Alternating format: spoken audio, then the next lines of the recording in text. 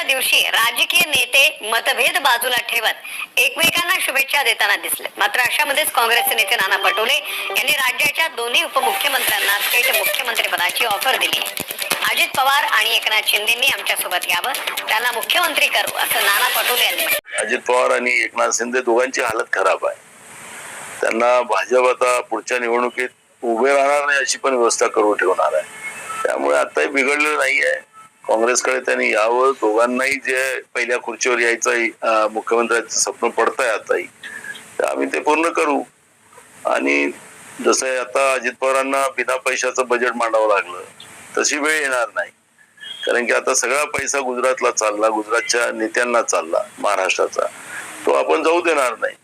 त्यामुळे महाराष्ट्र वाचवण्यासाठी तुम्ही आमच्याकडे या आणि तुम्हाला जे काही त्रास होतोय त्याच्यातून तुम्हाला मुक्त होण्याची संधी आहे. बुरा न मानो होली. प्रत्येक वेगवेगळ्या पद्धतीने आनंद उठतो, पण आमचा रंग भगवा आहे. आता भगवा रंग ज्याला परवडेल, भगवा रंग ज्याला आवडेल त्याने सोबत यावा. आणि या भगवा रंग हा हिंदुत्वाचा रंग आहे.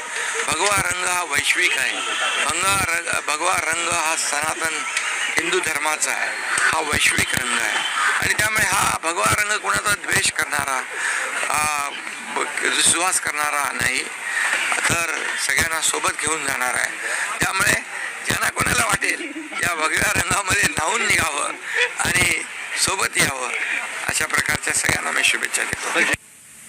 नाना पटोलेला माझी होळीच्या शुभेच्छा आहे. त्यांना सांगणार आहे की आता विरोधी पक्ष म्हणून त्यांना विरोधी पक्षाचं मॅन्डेट मिळालं आहे. त्यांनी विरोधी पक्ष म्हणून सत्तेला चांगल्या विकासाच्या मार्गावर नेण्याकरता, पारदर्शी आणि भ्रष्टाचारमुक्त सरकार चालवण्याकरता होळीच्या निमित्त संकल्प करावा, अशा शुभेच्छा मी त्यांना देतो.